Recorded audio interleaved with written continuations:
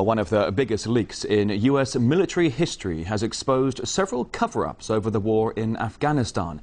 It includes the deaths of hundreds of civilians. The whistleblowing website WikiLeaks handed over 90,000 classified documents to British, American and German newspapers. They also include information on increased Taliban attacks, as well as NATO fears that Pakistan and Iran are fueling the insurgency.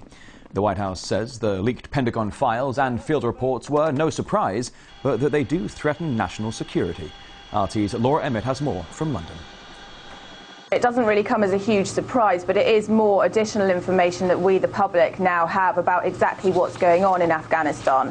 These 90,000 documents relate to the 5 years between the beginning of 2004 and the end of 2009, detailing bits of the Afghan conflict that we previously had no idea about. Of course, during the entire war, more than 320 British troops have been killed and more than 1,000 American troops. There's a lot in these documents about the toll that the war has taken on Afghan civilians. There are 144 separate incidents detailed in these files. Some of those deaths come from controversial airstrikes that the Afghan government's already complained about, but some of them come from just troops shooting and killing random passers-by, motorists, motorcyclists, just to protect themselves from the fear of potential suicide bombers. And altogether in these reports there are details of 195 civilians having been killed and 174 wounded, and there's reason to believe that that's a huge underestimate for this period. There's also some information about Pakistan, which of course the US government gives $1 billion a year to help them fight the insurgency in Afghanistan. And the report suggests that the Pakistani spy service in fact holds secret meetings with the Taliban to organise the militant groups that are fighting these US soldiers. So Pakistan is alleged to be doing exactly the opposite of what the US has asked it to do and is paying it to do. Well, this specific dossier, it's not clear where this came from, and Julian Assange won't discuss where these 90,000 documents came from. But we can assume that it comes from some sort of inside source, merely because in April there was a similar leak, a video which Julian Assange of WikiLeaks put on his website, which showed Apache helicopters essentially gunning down two Reuters cameramen on the streets of Baghdad.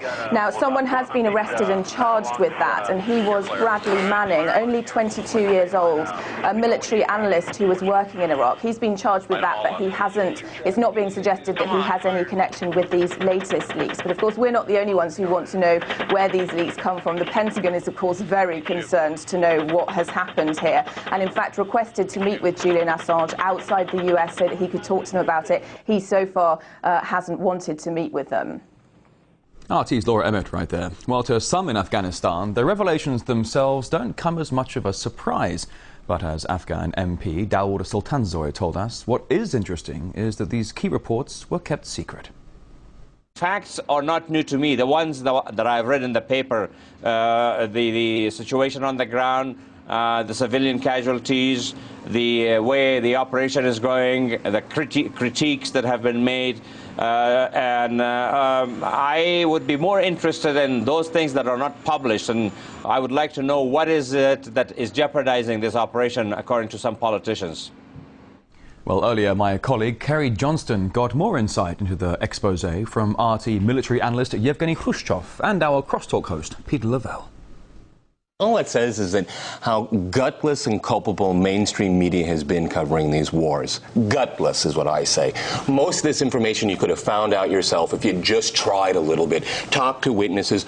The internet exists. Oh my goodness, these stories are out there. It's just the government confirming to us that we've been lied about this war and we should listen to people on the ground. So I'm not surprised by this, but it shows that mainstream media has been reckless in covering these wars. In a wider context, it also says, or some of these leaked documents suggest, that there's Pakistani support for the Taliban. Surprise, what do you make surprise! Of that? We know about this. We know about this. hang on. You just watched Crosstalk. It was on Crosstalk. We know about this. Yevgeny, you tell us. What do you think? Well, that was one of the main challenges during the anti-Soviet jihad with the Pakistani, not involvement. The Pakistani has been subcontracted, their intelligence services, ISI, by the CIA. And that's the whole point. The whole trouble in Afghanistan regarding the insurgency, anti-Soviet insurgency, anti-American, whatever, anti-anybody insurgency in Afghanistan has been perpetrated, directed, and funded by the United States Central Intelligence Agency. They're their partners. The ISI and CIA, they're just in cahoots. 30 years ago, and the same thing. It's time to get out. It's time for the neighborhood to mend itself. This is an abject failure. The U.S. should get out now. No more review in December. This is the review. The review is it's a disaster. Get out of Afghanistan.